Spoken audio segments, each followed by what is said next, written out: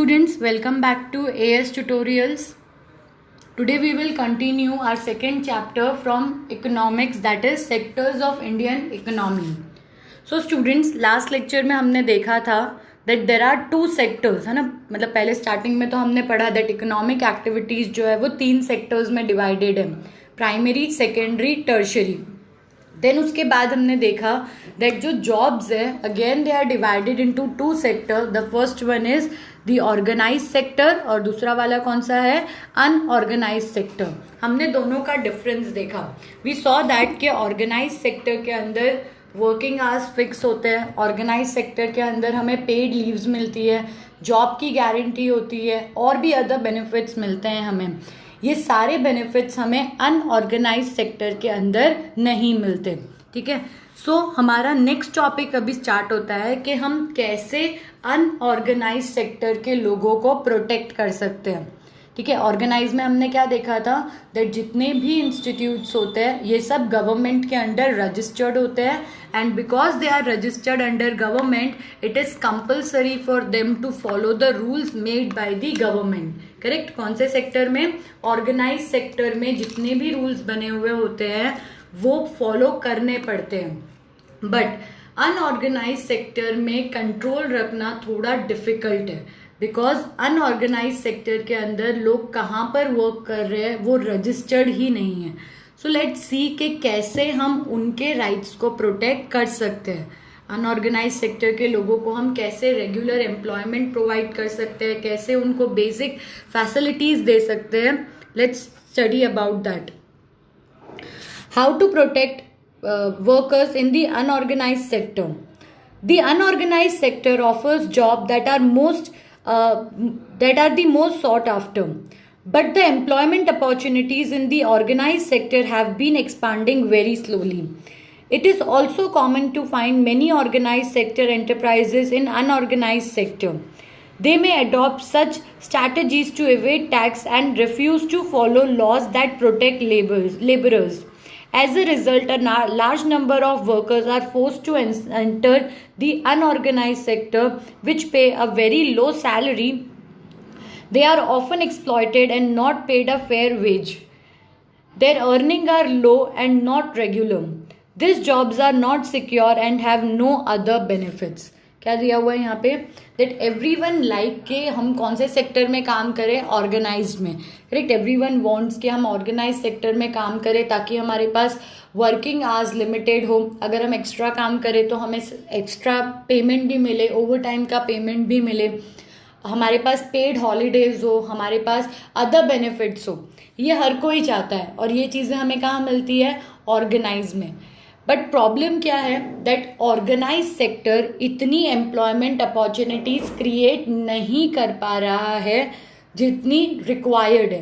And due to that reason people are force to move into the unorganise sector. क्या बताया हुआ है यहाँ पे कि जितनी एम्प्लॉयमेंट अपॉर्चुनिटीज हमें चाहिए, जितने लोग हैं हमारे पास, उतनी employment opportunities organise sector create नहीं कर पा रहा.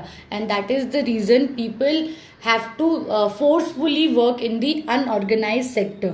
अनऑर्गेनाइज सेक्टर में उनकी सैलरी बहुत कम होती है, उनकी अर्निंग कम है, रेगुलर अर्निंग नहीं है, जॉब सिक्योरिटी नहीं है एंड कोई भी अदर बेनिफिट भी उनके पास में नहीं है.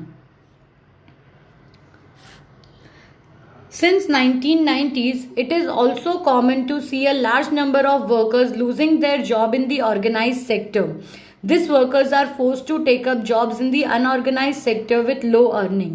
Hence, beside the need for more work, there is also need for protection and support in the workers in the unorganized sector.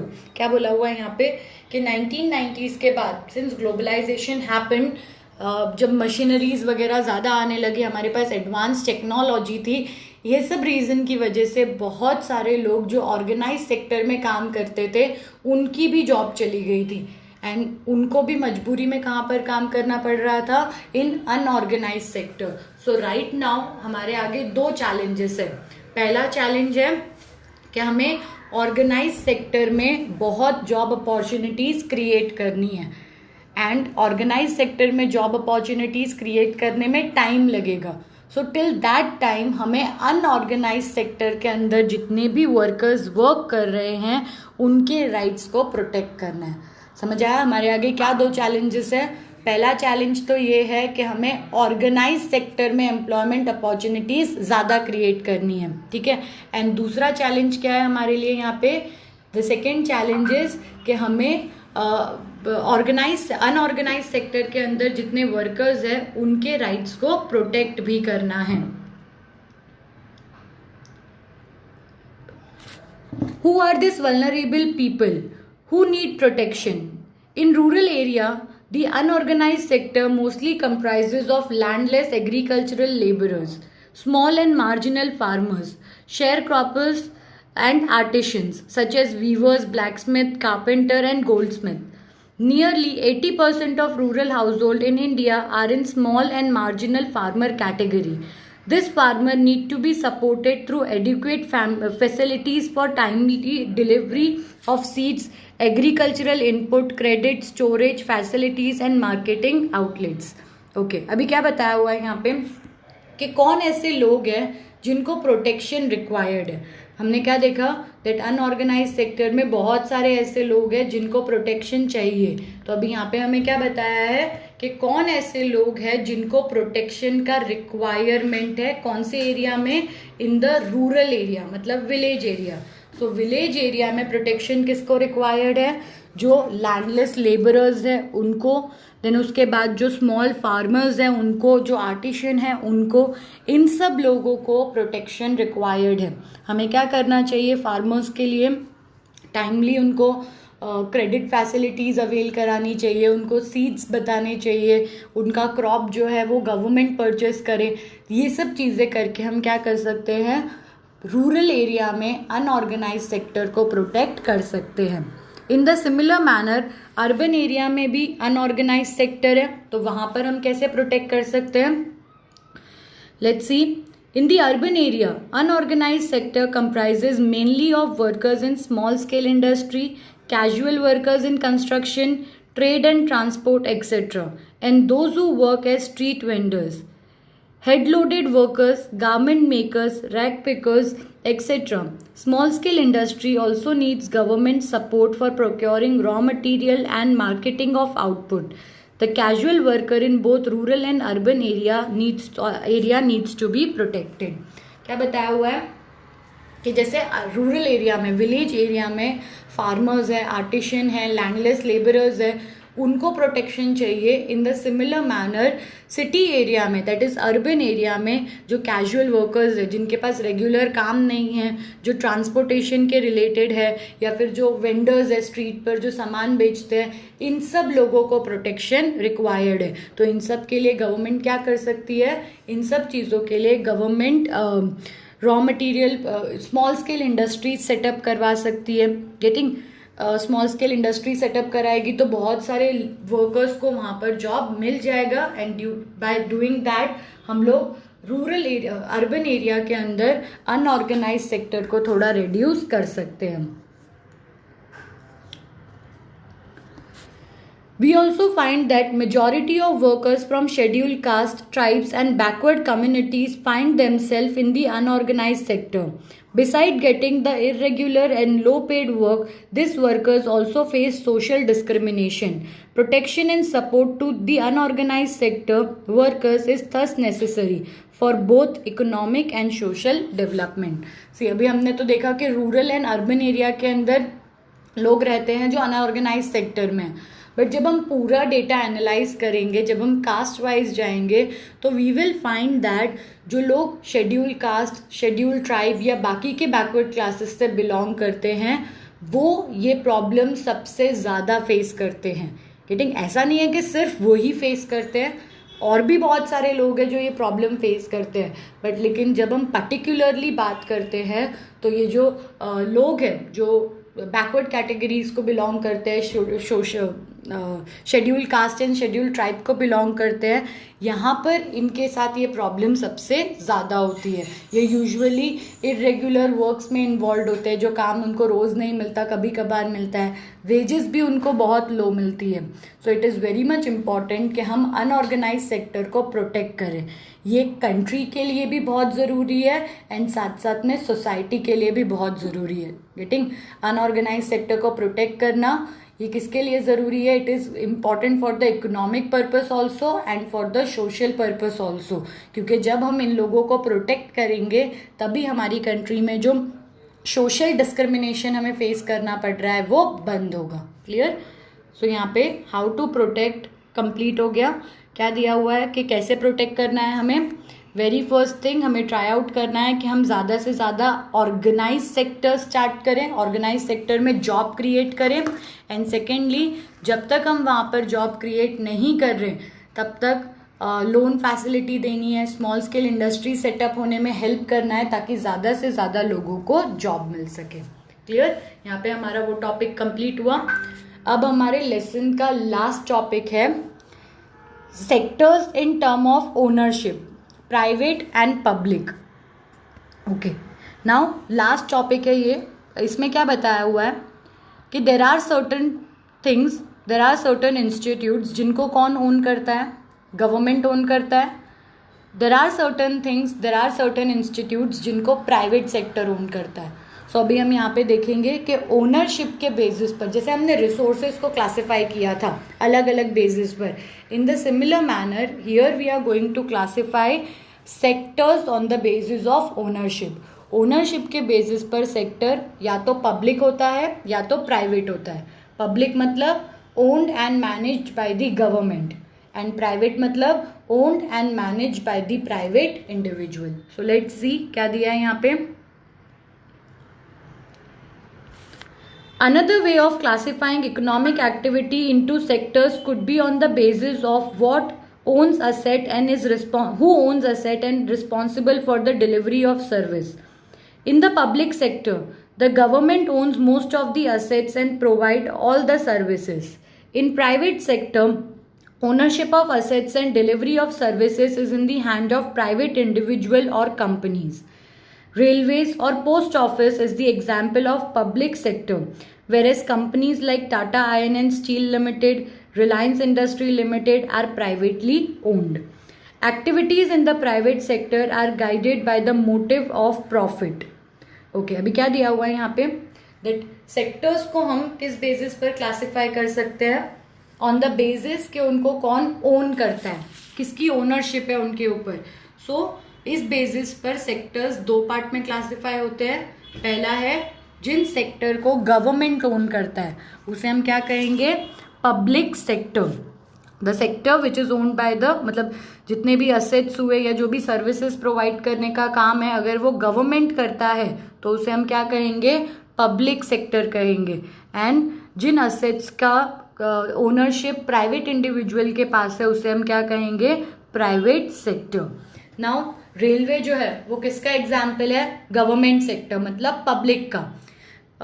जो रिलायंस लिमिटेड है या टाटा लिमिटेड है ये सब कंपनीज प्राइवेटली ओन होती है, तो ये किसका एग्जाम्पल है? प्राइवेट सेक्टर का। नाउ प्राइवेट सेक्टर में जो भी एक्टिविटीज होती है उनका मेन मोटिव क्या होता है? To earn profit. Main motive क्या होता है? प्रॉफिट अर्न करना। गेटिंग? अगर आप और हम कोई भी, अगर हम कुछ भी इंडस्ट्री स्टार्ट करते हैं, ठीक है, तो हम लोग क्यों करेंगे? ऑब्वियसली हमारा पहला मोटिव होगा टू अर्न प्रॉफिट। बाकी के मोटिव्स भी होंगे कि हमें लोगों का अच्छा करना है, हमें मतलब कंट्री के लिए कंट्रीब्यूट करना है, ये सब हमारे अदर मोटिव्स हो सकते हैं, बट हमारा मेन मोटिव क्या होता है? To earn profit. Clear? To get such services, we have to pay money to these individuals and companies. The purpose of the public sector is not just to earn profit. Government raises money through taxes and other ways to meet expenses on the service rendered by it. Modern day governments spend on whole range of activities. What are these activities? Why do governments spend on such activities? Let us find out. क्या बोला है? Private sector किसके लिए work करता है? Profit earn करने के लिए वर्क करता है। गेटिंग? ये प्राइवेट सेक्टर प्रॉफिट अर्न करता है और इस प्रॉफिट का टैक्स किसको पे करता है? गवर्नमेंट को पे करता है। गवर्नमेंट वो पैसा यूज करती है कंट्री के डेवलपमेंट के लिए, कंट्री के वेलफेयर के लिए। गवर्नमेंट बहुत सारी एक्टिविटीज परफॉर्म करती है। समझा क्या बोला यहाँ पर मैंने? दैट प्राइवेट सेक्टर प्रॉफिट के लिए काम करता है। जो भी प्रॉफिट प्राइवेट सेक्टर अर्न करता है उसका कुछ पार्ट टैक्स के फॉर्म में किसके पास जाता है? गवर्नमेंट के पास। हम लोग कुछ भी अर्न करते हैं तो हमें टैक्स भरना पड़ता है। हमारा टैक्स गवर्नमेंट के लिए क्या हो गया? इनकम। उस पैसे को यूज करके गवर्नमेंट बहुत सारी एक्टिविटीज करती है। करेक्ट? हमने देखा है कि कुछ भी वेलफेयर के रिलेटेड वर्क रहा तो गवर्नमेंट करती है। हेल्थ, एजुकेशन, ट्रांसपोर्टेशन, ये सब चीज़ें गवर्नमेंट हमको लो कॉस्ट या फ्री कॉस्ट पे प्रोवाइड करती है। तो ये कैसे करती है? पैसा कहाँ से आता है इनके पास? पैसा टैक्स के थ्रू आता है। क्लियर? सो यहाँ पर अभी हम देखेंगे कि गवर्नमेंट ये एक्टिविटीज़ क्यों करती है और कौन सी एक्टिविटीज़ इसके अंदर इंक्लूड होती है। There are several things needed by the society as a whole, but which the private sector will not provide at a reasonable cost. Why? Some of this needs spending large sum of money which is beyond the capacity of private sector. Also, collecting money from thousands of people who use this facility is not easy. Even if they do provide these things, they would charge a high rate for their use. Examples are construction of roads, bridges, railways, harbors, generating electricity, providing irrigation through dams, etc. Thus, government have to undertake such heavy spending and ensure that these facilities are available for everyone. क्या बताया हुआ है यहाँ पे? Private sector के होते हुए भी गवर्नमेंट को क्यों स्पेंड करना पड़ता है? सो इसका रीज़न हमें दिया है कि कुछ ऐसी एक्टिविटीज़ भी होती है जहाँ पर प्राइवेट सेक्टर खर्चा नहीं करता है। रीज़न? खर्चा बहुत ज़्यादा होता है। इट रिक्वायर हैवी इन्वेस्टमेंट जो प्राइवेट सेक्टर की कैपेसिटी के बियॉन्ड होता है। सेकेंडली, चलो अगर कोई फैसिलिटी प्राइवेट सेक्टर ने कहीं से भी पैसे इकट्ठे करके प्रोवाइड भी कर दी तो प्राइवेट सेक्टर अब क्या करेगा? अपने इन्वेस्टमेंट को रिटर्न लाने के लिए हाई रेट्स चार्ज करेगा। मतलब प्राइजेस बहुत ज़्यादा चार्ज करेगा। प्राइजेस ज़्यादा चार्ज करेंगे तो वो फैसिलिटीज़ पुअर को नहीं मिल पाएगी। मतलब सिर्फ रिच लोग वो फैसिलिटीज़ को एंजॉय कर पाएंगे, वो भी हैवी रेट्स पर, हाई रेट्स पर।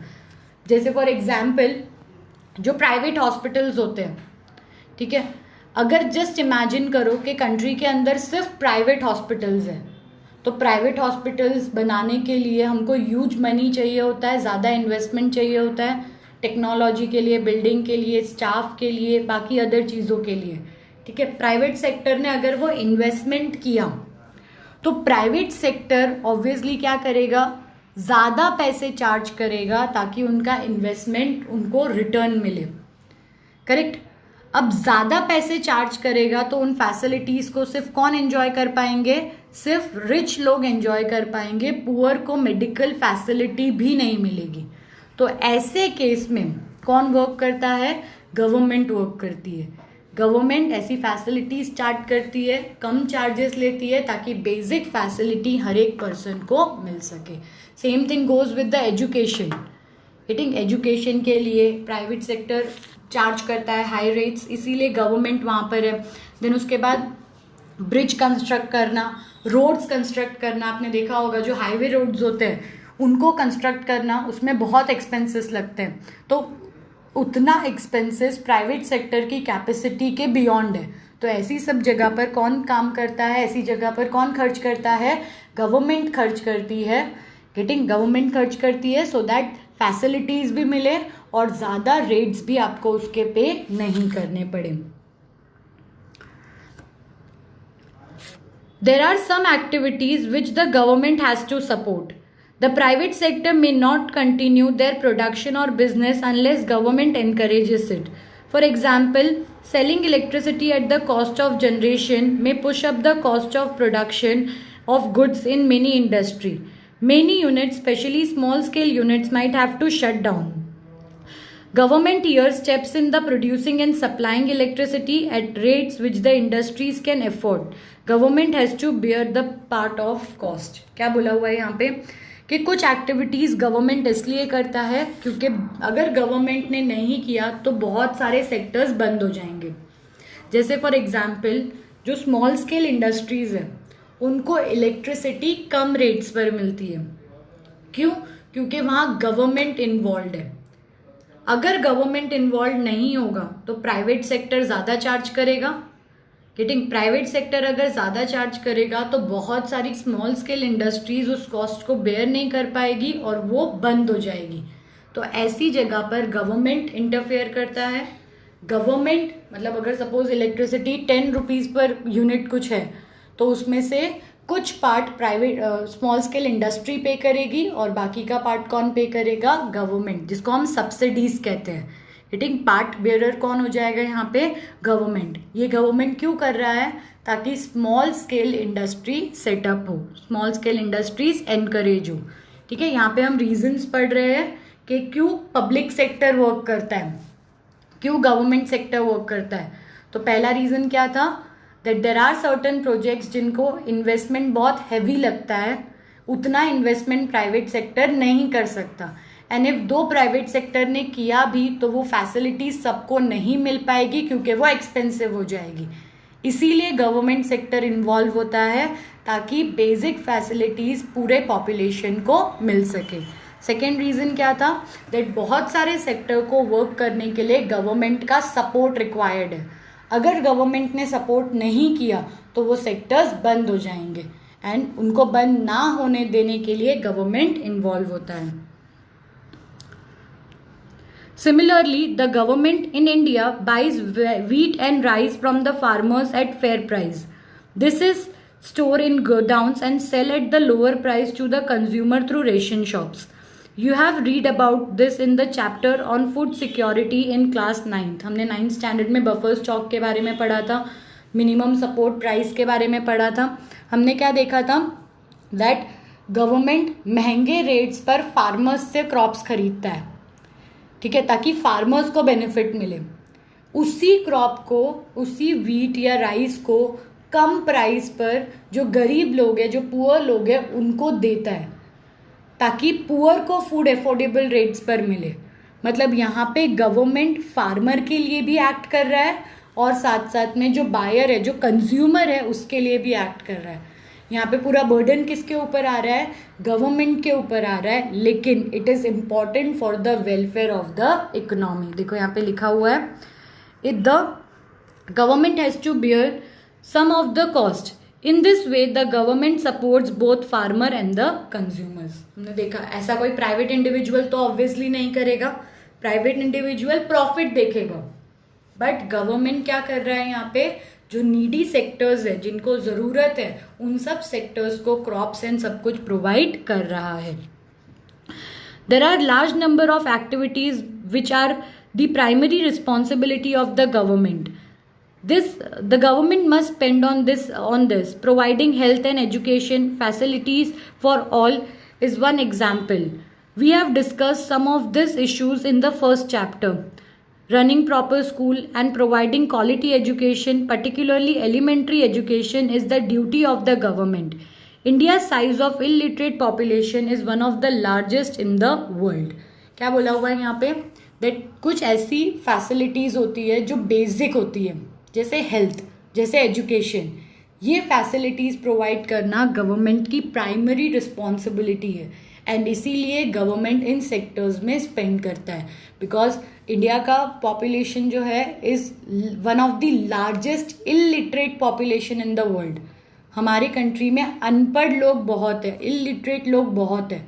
So it is the responsibility of the government के कंट्री में से इलिटरेट पॉपुलेशन कम हो. और वो कैसे कम हो सकता है? जब सब लोग एजुकेशन लेंगे. सबको एजुकेशन कब मिलेगा? जब एजुकेशन सस्ता होगा, चीप रेट्स पर होगा, जब ज़्यादा स्पेंडिंग नहीं करना पड़ेगा. गेटिंग, एंड इसीलिए गवर्नमेंट इस सेक्टर में इन्वॉल्व होता है. Same thing goes with the health also. Similarly, we know that nearly half of India's children are malnourished and quarter of them are critically ill. We have read about the infant mortality rate. The infant mortality rate of Odisha 40 or Madhya Pradesh 51 is higher than some of the poorest region in the world. Government also needs to pay attention to aspects of human development such as availability of safe drinking water, housing facilities for the poor, and food and nutrition. It is also the duty of the government to take care of the poorest and most ignored region of the country through increased in spending in such areas. क्या बोला है कि जैसे education important है, इन the similar manner health भी उतनी ही important है. हमारी कंट्री के अंदर हेल्थ रेशियो भी बहुत पुअर है एंड इसीलिए गवर्नमेंट यहाँ पर इन्वॉल्व होता है.